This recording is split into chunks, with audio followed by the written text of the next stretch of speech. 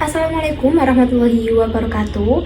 Perkenalkan, kami dari kelompok 8 yang akan merepresentasikan tentang sentence, subjek, dan pasangan kata kerjanya. Oke, langsung saja. Untuk yang pertama yaitu kata kerja dasar be yang bertambahan adjective, noun, adverb, atau bisa disingkat dengan kata ana. Nah, apa sih adjektif itu? Nah, adjektif itu kata sifat, noun kata benda, and adverb kata keterangan. Nah, di sini be itu menggunakan subjek I, you, they, we, she, he, it. Nah, tidak asing kan dengan kata-kata itu? Nah, untuk subjek I menggunakan verb 1 am, verb 2-nya yaitu was. Untuk subjek you menggunakan verb 1-nya are, verb 2-nya were. Begitupun dengan they and we. Mereka menggunakan verb 1-nya are, verb 2-nya juga were. Nah, untuk subjek he, she, and it menggunakan verb 1-nya menggunakan is, and verb 2-nya menggunakan was. Nah, untuk arti be sendiri, be memiliki beberapa arti. Yang pertama yaitu ada, bisa diartikan ada. Yang kedua bisa diartikan adalah. Kemudian yang ketiga berada. Yang keempat merupakan. Seperti itu. Dan bisa juga tidak dapat diartikan. Nah, oke, kita langsung saja menuju ke contoh biar jelas. Seperti itu ya. Yang pertama yaitu saya lapar. Nah, saya lapar, bahasa Inggrisnya yaitu I am hungry, yang mana be-nya tidak terbaca atau tidak dapat diartikan. I am hungry. Nah, di situ saya lapar, bukan saya adalah lapar. Nah, tidak bisa diartikan seperti itu. Kenapa I menggunakan verb 1 am? Karena I itu sudah menjadi dasar gabungan pasangan antara I dengan am, itu. Menuju contoh kedua yaitu mereka adalah binatang. Nah, untuk subjek mereka atau bisa juga satu orang atau lebih, dua orang atau lebih, mereka menggunakan they. Nah, yang mana pasangannya they ini verb 2-nya yaitu are. Jadi bahasa Inggrisnya adalah they are animal. Nah, seperti itu. Untuk yang kedua ini menggunakan arti adalah. They are animal. Mereka adalah binatang. They yang artinya mereka, are yang artinya adalah, and animal yang artinya binatang. Seperti itu. Menuju contoh yang ketiga, yang terakhir, yaitu kita berada di kampus kita tahun lalu. Nah, di sini menggunakan keterangan waktu dan juga keterangan tempat. Yang mana artinya we were in our campus last year. Nah, seperti itu. Kenapa we kok dengan were? Karena mereka pasangannya. Dimana we nya yaitu were. Seperti itu. Oke, kita menuju ke pembahasan yang kedua, kata kerja dasar yang kedua. Nah, ini tuh kata kerja dasar yang kedua yaitu do. Do biasanya dengan does, tapi kebanyakan dalam buku-buku itu dicantumkannya hanya do, seperti itu. Seperti yang sebelumnya, sama subjek I, you, they, we, he, she, it. Nah, untuk I, verb 1-nya yaitu do, sama dengan you, they, we. Mereka verb 1-nya yaitu do. Nah, untuk he, she, and it, mereka verb 1-nya yaitu does. Nah, yang mana verb 2-nya ini semua yaitu did. Seperti itu. Oke. Langsung saja menuju ke contoh soal biar jelas dan biar kita paham. Gitu. Ya, untuk do dan does berfungsi sebagai sebagai kata kerja yang artinya melakukan atau mengerjakan. Oke, untuk langsung menuju ke contoh. Fatim does her homework. Nah, Fatim mengerjakan PR-nya di rumah. Yang mana Fatim ini menggunakan does verb 1. Mengapa kok menggunakan does? Karena Fatim ini dia perempuan. Yang mana dia perempuan, kata ganti subjeknya yaitu she. She di sini verb 1-nya yaitu does. Jadi Fatim mengerjakan PR-nya di rumah menggunakan Fatim does her homework, seperti itu. Untuk kata yang kedua, contoh yang kedua yaitu sebagai penanda kalimat tanya ataupun kalimat negatif. Seperti contoh, I do not do my homework. Aku tidak mengerjakan PR-ku di rumah. Yang mana ini berfungsi sebagai kalimat negatif. Aku tidak. Nah, itu kalimat negatif. Yang mana do di sini tidak terbaca. I do not do. Nah, yang terbaca cuma do yang kedua. I do not do. Saya tidak do my homework. Tidak mengerjakan PR di rumah, seperti itu. Nah, untuk yang terakhir yaitu does she release to warm she talks. Does di sini bisa diartikan sebagai apakah. Kalau mereka sebagai tanda tanya atau kalimat tanya, berarti di situ kita bisa menyimpulkan bahwa di situ ada kalimat apakah, kayak seperti 5W1H. Namun kan does berartikan apakah. Jadi bisa diartikan sebagai apakah atau bisa juga digabung langsung seperti kalimat ini. Does she realize to whom she talks?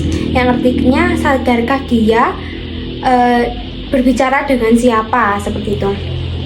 Sadarkah? Kan itu sudah menunjukkan bahwa kalimat itu kalimat tanya, seperti itu. Oke.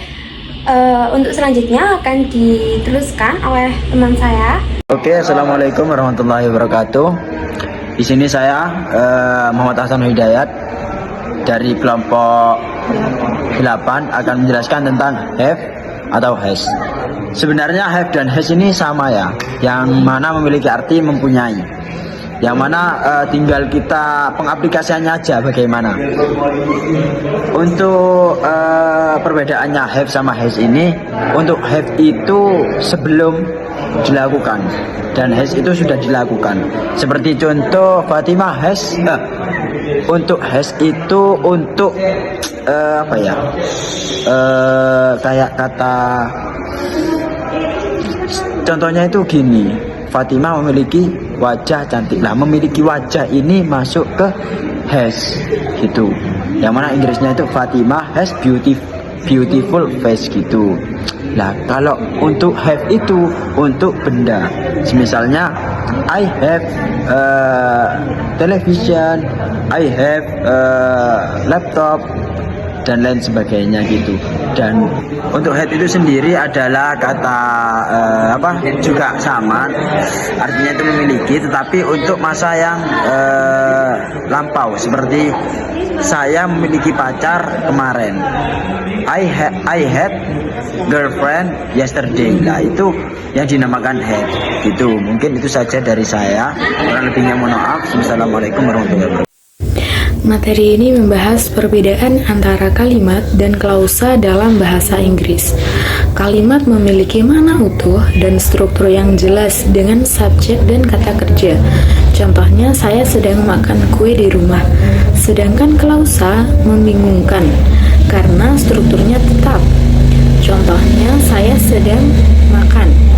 Klausa tidak memiliki intonasi lengkap dan tidak selalu diawali dengan huruf besar dan diakhiri dengan titik.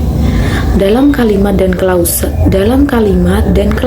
memiliki persamaan, yaitu sama-sama terdiri dari subjek dan kata kerja.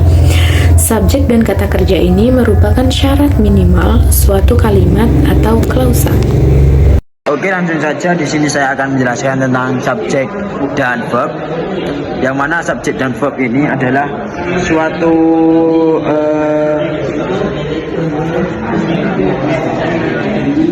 yaitu kesepakatan antara subjek dan kata kerja yang mengatur bagaimana kata kerja harus sesuai dengan subjek dalam hal jumlah. Yang mana seperti yang mana di sini ada verb 1 dan verb 2-nya. Yang mana verb 1 ini belum dilakukan, yang verb 2 itu sudah dilakukan. Yang mana seperti contoh I am eat, itu yang mana artinya saya sedang makan. Kalau I was eat berarti saya sudah makan gitu. Nah, seperti contoh lagi, you are eat, kamu sedang makan. Seperti contoh lagi, you were eat. Nah, itu juga sama, kamu sudah makan. Tapi bedanya itu verb 1 dan verb 2. Itu verb 1 yang saya katakan tadi, verb 1 itu sedang dilakukan atau sebelum dilakukan. Kalau was atau verb 2 itu yang sudah dilakukan. Baik, di sini saya akan menjawab soal dari tas 4 halaman 73. Soal yang pertama, the government blah blah blah to lower its deficit substantially in 2022. Jawabannya adalah has decided. Kenapa? Karena has decided itu menunjukkan telah memutuskan. Nah, yang mana hal ini itu sudah lampau namun masih tetap relevan hingga saat ini. Makanya memakai has decided. Yang selanjutnya adalah soal nomor 2. Working at a human rights organization blah blah blah like a lifelong career in fighting for the common good of all people, but the reality is far from the ideal. Nah, jawabannya adalah C, MySim. Kenapa? Karena di sini tuh MySim itu artinya itu mungkin tampak atau mungkin terlihat seperti. Jadi MySim ini semacam kalimat yang mengungkapkan kemungkinan atau dugaan. Jadi kayak menduga bahwa kalau misalnya kita bekerja di organisasi hak asasi manusia itu bakal seperti karir seumur hidup yang mulia, padahal kenyataannya itu enggak. Jadi seperti itu. Yang selanjutnya adalah soal yang ketiga, Australian regional town bla bla bla kampung Indonesia. Jawabannya adalah has become. Kenapa? Karena di sini itu sama seperti soal yang pertama kasusnya, yaitu telah lampau namun masih tetap relevan hingga saat ini, yang mana Australia itu kota regionalnya yang berada di Australia itu telah berubah menjadi kampung Indonesia. Nah, pastinya hal ini tuh sudah lampau, sudah lama terjadi, namun hingga saat ini tuh masih relevan.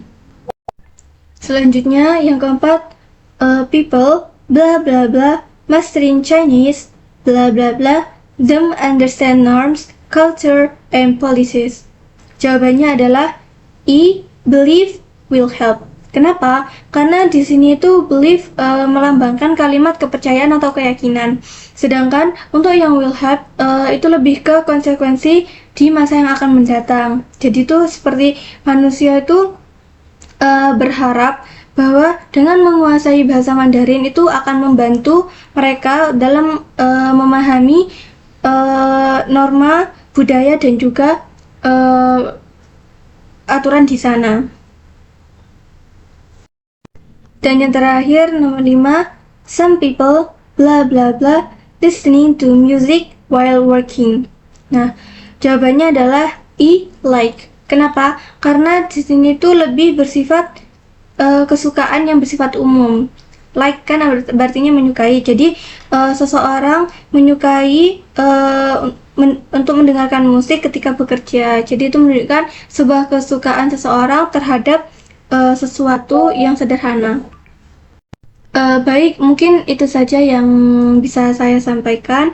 Kurang lebihnya mohon maaf. Assalamualaikum warahmatullahi wabarakatuh.